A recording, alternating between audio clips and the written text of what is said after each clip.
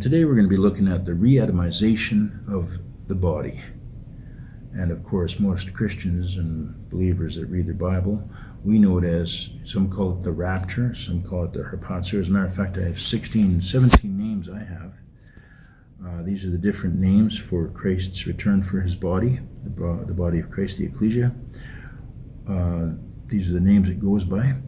The Perusia, the Rapture, the Netketef, that's Hebrew for kidnapping, the Apostasia, the Departure, the Harpazo, the Snatching Out, the Joining, the Presence of the Lord, our Assembling to Him, the Blessed Hope, the Out-Resurrection, that's what Paul uses in Philippians there, the Quickening, the Ascension, the Catching Away, the Day of Christ, and the Snatching Away. So those are all the names I found for what we commonly call the Rapture, or more better, the Harpazo, the Snatching Out. The two main places where you'll find it in Scripture is 1 Thessalonians chapter 4, verses 13 to 18, and 1 Corinthians 15, 51 to 58.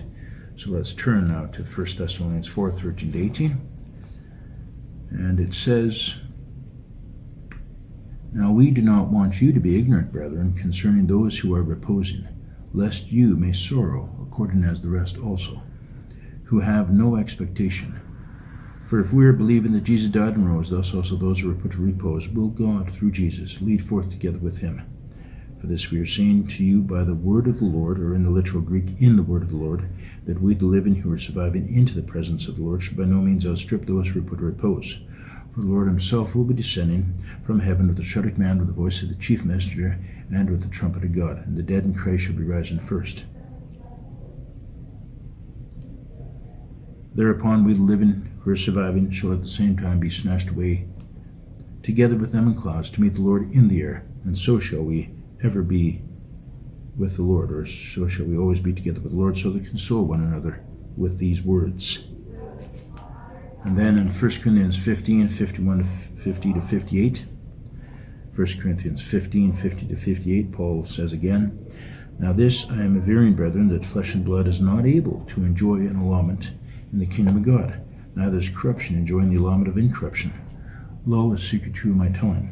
We all indeed shall not be put to repose, yet we shall all be changed in an instant, in the twinkle of an eye, at the last trump. For he will be trumpeting, and the dead will be roused incorruptible, and we shall be changed. This corruptible must put on incorruption." Notice that, must. In my Bible, it's a must. It's not a maybe or could be or might be. It says it must happen. For this corruptible must put on incorruption, and this mortal put on immortality. Now whenever this corruptible should be putting on incorruption, this mortal should be putting on immortality, then should come to pass the word which is written, "Swallowed up is death into victory. Where, O death, is your victory? Where, O death, is your sting? Now the sting of death is sin, yet the power of sin is the law. Now thanks be to God who has given us the victory through our Lord Jesus Christ. So that, my beloved brethren, become settled, unmovable, superabounding in the work of the Lord always." Notice that, in the work of the Lord always, being aware that your toil is not for naught in the Lord. Amen. So those are the two places where Paul mentions the rapture. Now, I'm going to share with you some of my thoughts on it. I call this the reatomizing of the mortal body into the immortal body. That's what I call the rapture, or the snatching out. I call it the reatomizing of the mortal body into the immortal. And this is what I believe that how he's going to do it. God uses vibrational frequencies combined with light and energy to create and recreate. God uses power, Satan uses force. Satan uses radio waves and radio frequencies to destroy creation, a lower vibrational frequency than what God uses. The vibration of creation is from God. It is God's Spirit. You find that in Genesis chapter 1, verses 2. Chapter 1, verses 3. I'm just going to turn there real quick.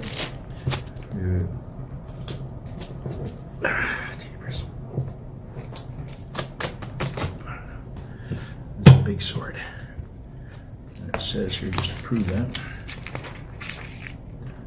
it says here, Genesis chapter 1, verse 3, it says, verse 2, sorry. It says, as for the earth, it came to be a chaos and vacant, and darkness was over the surface of the abyss, and the spirit of Elohim was vibrating over the surface of the waters. I'm going to read that again. And the spirit of Elohim was vibrating over the surface of the waters. The vibration of creation is from God. It is God's spirit. We just read it. The light matter, molecular energy, is the son of his love, Christ. Now I'm going to read Genesis verse 3. And Elohim said, let him become light, and he became light. And Elohim saw the light, that it was good. And the reason why it's rendered that way, because in the Hebrew it's masculine, and that's Christ. So verse 1 is the Father and Christ together as one. Verse 2 it's the Spirit of God. Verse 3 it's the light from God, who is Christ Jesus our Lord. That's what John says. The light of creation is Christ. Because natural creation doesn't come until the fourth day. Let me read it. Let's see. It says here, and Elohim said, let luminaries come to be in the atmosphere, verse 14, chapter 1, atmosphere of the heavens, to separate between the day and the night, that they may be for signs, for appointed seasons, for the days and years. Let them be for luminaries in the atmosphere of the heavens, to give light on the earth. It came to be so. Elohim made two great luminaries, the greater luminary for ruling the day, and the smaller luminary for ruling the night, and also the stars. Elohim placed them in the atmosphere of the heavens to give light on the earth, to rule the day and the night, and to separate between the light and the darkness. And Elohim saw that it was good. So, and then it says here, an evening came to be, the morning came to be, an evening came to be, and morning came to be, the fourth day.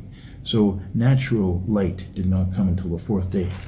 But we find in Genesis chapter 1, verse 3, that there was light even before natural created light, and that light is Christ Jesus our Lord. The noumenal light of creation. All matter is light in a contained form, and light vibrates at a high molecular frequency. The vibration of God's voice created the universe. Yep, and it says quite a lot of times in Genesis 1, and Elohim said, Elohim said, Elohim said. So that's, he has a vibrate, his voice. God's voice is a living vibrational frequency. That's the best way I can explain it. It's beyond us. But Christ and the Father are the only two that have that power to be able to speak, and it's done. No one else in the universe has that. When our Lord comes to gather us, his saints, into the air to meet him, he will give a shout of command, and then he will blow the trumpet of God. The vibrational frequency of his voice, especially his shout, will bring the dead in Christ back to life. But more than that, it will change their molecular atomic structure into an immortal body of spirit energy. Antimatter. We call it antimatter. Thus, the reatomization of the mortal body into the immortal body, and the restructuring of the DNA using his vibrational frequency. So he's going to recreate our DNA, and he's going to change our bodies he's going to reverse the polarity of the atom, and the photons and protons. A mortal body of spirit, energy, antimatter, beyond the reach of death. Also, the saints who are alive will also change from mortal to immortal, matter to antimatter bodies. The polarity of our atoms will be reversed, and the body of Christ will transcend time and space. The trumpet's vibrational frequency will allow us, the saints, to fly upwards to our Lord. We will be caught up in clouds, not just any clouds. We will be covered in Shekinah clouds. We will be like our Lord. We will be immortal, incorruptible sons of God. We will then ascend up and out towards the Empyrean, to the crystalline celestial realms, to take our place with our Lord. We will be beings of light, pure spirit, noumenal light. We will be able to change our vibrational frequency to adapt ourselves to anywhere in the universe. We can appear as multicolored beings of light, or one spectrum at a time, or we can appear as pure white light. With the power of thought, we can transcend space and time. We will also be able to see in all directions at the same time. Also, each of us, as the ecclesia or the outcalled, will be able to create and recreate. We also will communicate with each other in spirit telepathically. through our spirits and in our minds. We'll be in communication with each other. I can speak to Rob Weil in Galaxy 789, billions of miles away. I can communicate to him because we'll be one in spirit. I can communicate to Martin Zender, billions of miles away, and say, Martin, let's have a coffee, and boom, he'll be there. I can speak to Michael Eaglebear, billions of miles away, or he can speak to me and say, Steve, let's go to A&W, and I'll be right there, boom, like that. That's how it's going to be. We'll be able to transcend space and time because of our bodies will be changed from mortal to immortal.